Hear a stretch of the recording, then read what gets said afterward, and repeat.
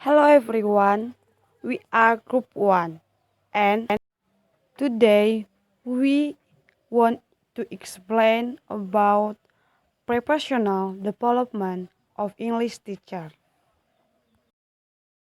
My name is Janantrot Mulanenggolan and my academic number is 1801030002, and I will try to explain about the nature of teacher education.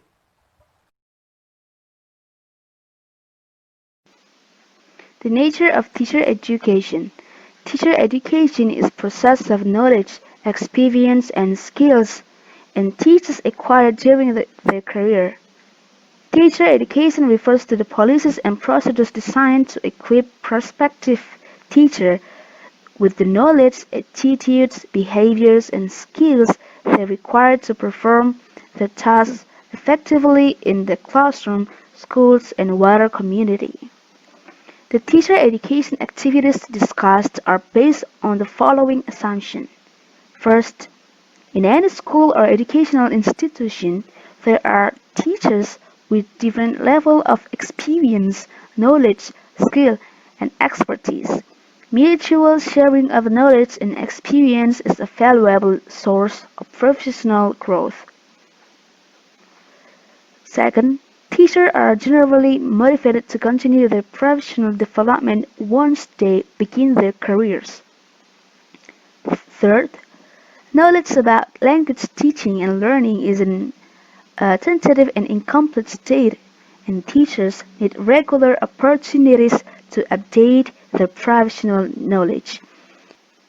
And the fourth, classrooms are not only places where students learn, they are also places where teachers can learn. Teachers can play an active role in their own professional development. It is the responsibility of schools and administrators to provide opportunities for continued professional education and to encourage teachers to participate in them. In order for such opportunities to take place, they need to be planned, supported, and rewarded.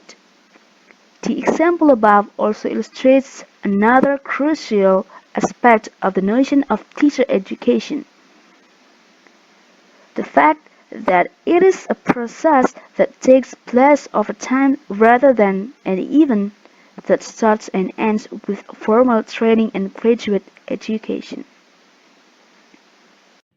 Hello, my name is Adinda Puja Antika and my academic number is 1801030003. Teacher training may be defined as preparation for professional practice, usually through formal courses at college or universities. It usually results in some kind of recognized accreditation, granting successful candidates a certificate and the right to put letters after their names such as BATFL and etc. Teacher development, on the other hand, usually refers to professional learning by teachers already engaged in professional practice, usually through reflective discussion sessions based on current classroom exercise. So the first basic difference is that teacher training implies pre-service learning and teacher development in service. But it is not a simple, a further very basic and far-reaching distinction implied in the above definitions has to do with the different underlying theories of the nature of professional learning. Training refers to activities directly focused on a teacher's present responsibilities, and it is typically aimed at short-term and immediate goals. Often it is seen as preparation for induction into a first teaching position or as preparation to take on a new teaching assignment or responsibility. Training involves understanding basic concepts and principles as a prerequisite for applying them to teaching and the ability to demonstrate principles and practices in the classroom. Development. Development generally refers to general growth, not focused on a specific job. It serves a longer-term goal and seeks to facilitate growth of teachers' understanding of teaching and of themselves as a teachers. It often involves examining different dimensions of a teacher's practice as a basis for reflective review and can hence be. My name is Dinda Sibuan. My academic number is 1801030005. Models of teachers' learning. One way into these distinctions which I have found helpful is to define it in terms of valence. 1991, 3 models of teachers' learning: the applied science, craft, and reflective models. According to the applied science models, teachers learn to be teachers by being taught research-based theories and then applying them in practice. The implication is that the most important professional knowledge is generalizable theory. The craft model means learning teaching in the way apprentices learn craft like shoemaking or carpentry. The novice watches and imitates a master teacher and obeys the latter's directions for improvement. Here the implication is that teaching is mainly a practical skill. Finally, we have the reflection model, according to which teachers learn by reflecting on their own experience and applying what they have learned in order to develop their professional abilities further. And now you can see teacher training. Master teacher expert practice. Academic research. Theories and abstract concepts. Trainee teacher observe, experiment, and criticize. Not that the trainee is on the end of all the arrows. He or she is essentially receptive, being taught by the master's teacher's model or criticism or craft model, or by the trainer's input on research and theory or applied science. There is very little place for his or her own initiative in creating new output, thought, or practical ideas. Wallace's third model, learning derived from reflection on practice, corresponds with teacher's development. It can be represented through the model of experiential learning provided by Kolb.